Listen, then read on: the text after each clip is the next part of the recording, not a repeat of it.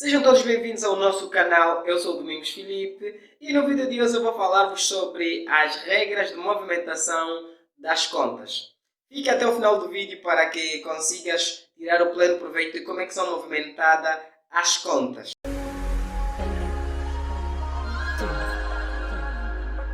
Então, uma conta é um conjunto de elementos patrimoniais com as mesmas características e que são expressas em unidades de valor. Está percebido? Em Angola, o Plano Geral de Contabilidade contempla 10 classes. Dentre elas, a classe 0, que é a classe de ordem, que é de uso facultativo, e a classe 9, que é a classe da contabilidade analítica, que também é de uso facultativo. Ficando assim a contabilidade financeira com apenas 8 classes. A classe 1 é a classe dos meios fixos e investimentos. A classe 2, que é a classe das existências. A classe 3, que é a classe de terceiros. A classe 4, que é a classe dos meios monetários. A classe 5, que é a classe de capital e reservas. A classe 6, que é a classe de proveitos e ganhos por natureza. E a classe 7, que é a classe de custos e perdas por natureza. E a classe 8, que é a classe dos resultados. E sendo assim, graficamente uma conta é representada por um dispositivo com a forma de um T, conhecido comumente como razão ou simplesmente razonete. E esse dispositivo é composto por duas colunas. Lembrar que toda conta deve ter um código, de acordo com o plano de contas, e também deve ter um título. Então, a estrutura de uma conta é esta que aparece aí na tela, com débito, o título da conta e também uma coluna do crédito. E como é que são movimentadas então as contas neste dispositivo?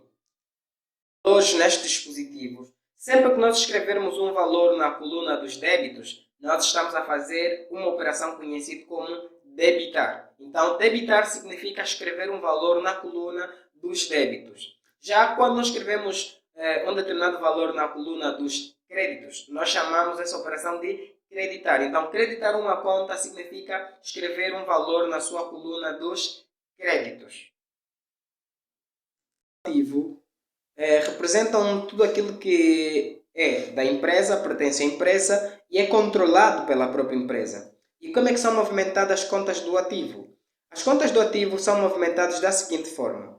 Elas debitam pelos saldos iniciais e pelos aumentos e creditam pelas diminuições. Repetindo, as contas do ativo debitam pelos saldos iniciais e pelos aumentos e creditam pelas diminuições. E fazem parte das contas do ativo contas como imobilizados corpóreos, imobilizados incorpóreos, mercadorias, clientes, caixa e também as contas de depósitos, né? Tanto a prazo como depósitos à ordem. As contas do capital e do passivo, elas movimentam-se da seguinte forma. Elas debitam pelas diminuições e creditam pelos saldos iniciais e pelos aumentos. Repetindo, as contas de capital próprio e as contas do passivo, elas debitam pelas diminuições e creditam pelos saldos iniciais e também pelos aumentos, sendo que elas são contrárias às contas do ativo. Então, repetindo, as contas do passivo, elas, do passivo e do capital, creditam pelos saldos iniciais e pelos aumentos e debitam pelas diminuições. E fazem parte das contas de capital as seguintes: o capital social, as reservas, o resultado líquido do exercício, bem como os resultados transitados. E fazem parte do passivo as seguintes contas: as contas de empréstimos bancários ou empréstimos tanto de médio e longo prazo como as de curto prazo, a conta do fornecedor, a conta do Estado, a conta do pessoal e também a conta dos outros valores a pagar. Proveitos, elas registram-se da seguinte forma. Elas são creditadas. As contas de proveito são creditadas sempre que a empresa obtém um proveito. Por exemplo, uma venda, uma prestação de serviço, um desconto. Ganhamos um desconto de pronto pagamento ou um outro proveito que advenha de uma atividade que a empresa exerce. Sempre que a empresa tem um proveito, nós registramos este proveito na coluna dos créditos. Contas de custo, elas são lançadas a débito.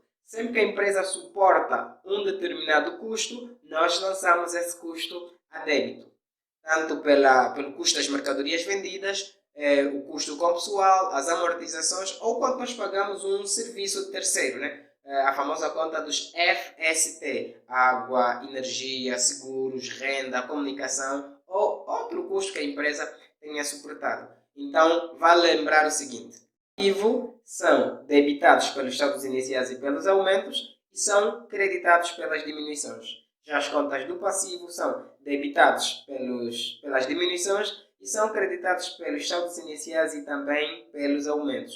Já as contas de proveitos são creditados pelos aumentos e as contas de custo são debitados pelos aumentos. Lembrar que as contas de proveito e custo nunca devem apresentar saldos iniciais.